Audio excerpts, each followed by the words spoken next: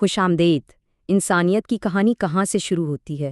زمین پر ہمارے آنے کا مقصد کیا تھا؟ اور وہ کون سی پہلی آزمائش تھی جس نے ہمارے مستقبل کا تعین کیا؟ آج ہم انہی گہرے سوالات کے جوابات قرآن مجید کی سورۃ البقرہ کی روشنی میں تلاش کریں گے۔ اس سفر میں ہماری رہنمائی مولانا مودودی کی شہرہ آفاق تفسیر تفہیم القرآن کرے گی، جو ان آیات میں چھپے ہوئے معنی کو ہمارے لیے کھولے گی۔ تو آئیے دیکھتے ہیں کہ آج ہم کن مراحل سے گزریں گے۔ سب سے پہلے ہم اللہ کے الہی منصوبے پر بات کریں گے، پھر فرشتوں کے استفسار کو سمجھیں گے، اس کے بعد دیکھیں گے کہ انسانیت کو کون سا منفرد علم دیا گیا، پھر پہلے حکم اور سرکشی کے واقعے کا ذکر آئے گا، آخر میں ہم آزمائش اور لغزش کا جائزہ لیتے ہوئے زمین پر انسانی سفر کے آغاز اور ہدایت پر بات مکمل کریں گے۔ تو ہماری کہانی کا آغاز ہوتا ہے ایک بہت ہی عظیم الشان اعلان سے۔ اللہ تعالیٰ فرشتوں کی بھری مجلس میں ایک نئی مخلوق کی تخلیق کا ارادہ ظاہر فرماتے ہیں، ایک ایسی مخلوق جو زمین پر اس کی نمائندہ بنے گی۔ ارشاد ہوتا ہے، میں زمین میں ایک خلیفہ بنانے والا ہوں۔ یہ ایک مختصر سا جملہ ہے، لیکن اپنے اندر بہت گہرے معنی رکھتا ہے۔ یہ صرف ایک مخلوق کی پیدائش کا اعلان نہیں ہے، بلکہ یہ ایک بہت بڑی ذمہ داری سونپے جانے کا اعلان ہے، جو زمین پر انسانیت کے وجود کا مقصد طے کرتی ہے۔ اچھا، تو اس اعلان میں جو لفظ استعمال ہوا ہے، خلیفہ، وہ کلیدی حیثیت رکھتا ہے۔ مولانا مودودی اس کی وضاحت کرتے ہوئے فرماتے ہیں کہ خلیفہ کا مطلب مالک نہیں بلکہ نائب ہے، یعنی انسان زمین کا مالک نہیں ہے، وہ اللہ کا نمائندہ ہے۔ اس کا کام زمین پر اپنی مرضی چلانا نہیں بلکہ اس مالک حقیقی کی مرضی کو نافذ کرنا ہے جس نے اسے یہ اختیار سونپا ہے۔ یہ امانت داری کا تصور ہی دراصل انسانی وجود کی بنیاد ہے۔ جب اللہ تعالیٰ کا یہ منصوبہ فرشتوں نے سنا، جو اس کی سلطنت کے انتہائی فرمانبردار کارندے ہیں، تو انہوں نے ایک سوال پیش کیا۔ انہوں نے عرض کیا، کیا آپ زمین میں کسی ایسے کو مقرر کرنے والے ہیں جو انتظام بگاڑے گا اور خون بہائے گا؟ دیکھیے، فرشتے جانتے تھے کہ جب کسی مخلوق کو اختیار اور ارادے کی آزادی دی جائے گی تو فساد کا امکان پیدا ہو جاتا ہے۔ تو وہ دراصل اس فیصلے کے پیچھے کی حکمت کو سمجھنا چاہتے تھے، جبکہ وہ خود تو ہر لمحہ اللہ کی حمد و تسبیح میں مصروف تھے۔ یہاں ایک بات سمجھنا بہت ضروری ہے۔ فرشتوں کا یہ سوال کوئی اعتراض نہیں تھا، نہ ہی وہ اللہ کے اختیار کو چیلنج کر رہے تھے، بلکہ یہ تو علم حاصل کرنے کی ایک بہت ہی عاجزانہ کوشش تھی، ایک استفسار تھا، تاکہ وہ اس عظیم الہی منصوبے کی گہرائی کو سمجھ سکے جو ابھی ان کے سمجھ سے باہر تھا۔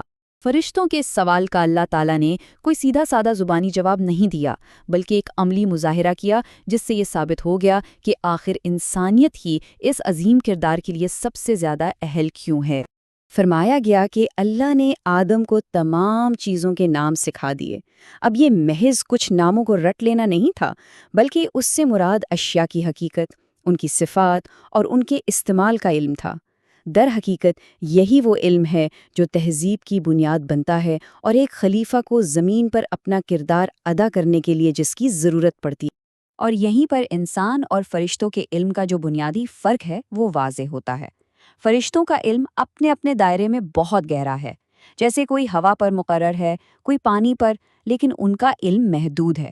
اس کے برعکس آدم کو ایک جامع علم عطا کیا گیا، ایک ایسی وسیع اور کلی سمجھ جو تمام چیزوں کی نوعیت کو سمجھنے کی صلاحیت دیتی ہے، اور یہی صلاحیت خلافت جیسی ذمہ داری کے لیے لازمی ہے۔ تو جب علم کے ذریعے آدم علیہ السلام کی فضیلت اور اہلیت ثابت ہو گئی، تب اللہ نے اس مجلس میں موجود تمام مخلوقات کو ایک حکم دیا۔ حکم بالکل واضح تھا، آدم کو سجدہ کرو۔ یہ سجدہ عبادت کا نہیں بلکہ اطاعت اور احترام کا تھا، اور اس بات کی علامت تھا کہ کائنات کی تمام قوتیں زمین پر انسان کے مشن میں اس کے تابع اور مددگار ہوں گی۔ سب فرشتوں نے فوراً اس حکم کی تعمیل کی، لیکن وہاں ایک مخلوق تھی، ابلیس، جس نے تکبر کی وجہ سے انکار کر دیا۔ اب ذرا ابلیس کے نام پر غور کریں۔ اس کا لفظی مطلب ہے انتہائی مایوس۔ وہ جو اللہ کی رحمت سے مایوس ہو گیا، اس نے بغاوت کا راستہ چنا اور ہمیشہ کے لیے ناکام و نامراد ٹھہرا۔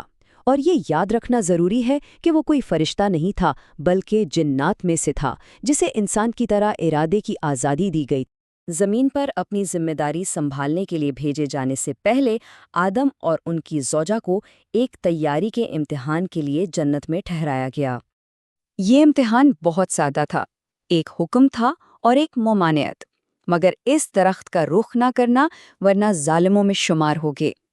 بس یہی ایک پابندی تھی جو ان کی اطاعت، ان کے ضبط نفس اور شیطان کے وسوسوں کے خلاف ان کی مزاحمت کی صلاحیت کو پرکھنے کے لیے تھی۔ جب آدم اور ان کی زوجہ سے یہ لغزش ہو گئی تو انہوں نے اپنی غلطی کا اعتراف کرتے ہوئے فوراً کہا، اے ہمارے رب، ہم نے اپنی جانوں پر ظلم کیا۔ اس اعتراف کو سمجھنے کے لیے ہمیں ظلم کے قرآنی تصور کو سمجھنا ہوگا کہ یہ کتنا وسیع ہے۔ مولانا مودودی اس کی تشریح کرتے ہوئے بتاتے ہیں کہ یہ ایک عمل دراصل 3 طرح کا ظلم تھا۔ پہلا ظلم اللہ کے خلاف، کیونکہ اس کے اطاعت کے حق کو پامال کیا گیا۔ دوسرا ظلم مخلوقات کے خلاف، کیونکہ چیزوں کو ان کے مالک کی مرضی کے خلاف استعمال کیا گیا۔ اور تیسرا اور سب سے بڑا ظلم اپنی ہی ذات پر، کیونکہ اس گناہ سے انہوں نے خود کو سزا اور بربادی کے خطرے میں ڈال دیا۔ تو اس امتحان، اس لغزش اور پھر اس کی توبہ کی قبولیت کے بعد اب انسانیت کا زمینی سفر شروع ہونے والا تھا۔ پھر الہی فرمان آیا، اب تم سب یہاں سے اتر جاؤ، تم ایک دوسرے کے دشمن ہو۔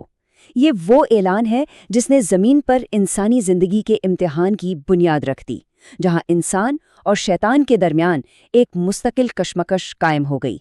قرآن اس تعلق کو عداوت یعنی دائمی دشمنی قرار دیتا ہے۔ مولانا مودودی یہاں ایک بہت اہم نقطہ اٹھاتے ہیں کہ جب کوئی انسان شیطان کے بہکاوے میں آتا ہے تو وہ اس سے دوستی نہیں کرتا، بلکہ وہ ایک دشمن کے سامنے ہتھیار ڈال کر اپنی شکست تسلیم کر رہا ہوتا ہے۔ اور اس فرمان کے ساتھ ہی انسانیت کو ایک مقررہ مدت کے لیے زمین پر اتار دیا گیا، لیکن اسے بے یار و مددگار نہیں چھوڑا گیا، بلکہ اپنے مقصد، اپنے دشمن اور توبہ کے راستے کے علم سے لیس کر کے بھیجا گیا۔ تو پھر سوال یہ پیدا ہوتا ہے کہ یہ ابتدائی کہانی، خلافت، علم، اطاعت اور توبہ کی کہانی آج ہماری زندگیوں کے مقصد کو کیسے واضح کرتی ہے؟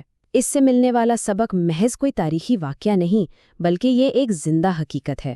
یہ وہی میراث ہے جو آج بھی ہمارے ہر عمل کی رہنمائی کرتی ہے اور ہمیں بار بار یاد دلاتی ہے کہ ہم اس زمین پر ایک عظیم مقصد کے لیے بھیجے گئے ہیں۔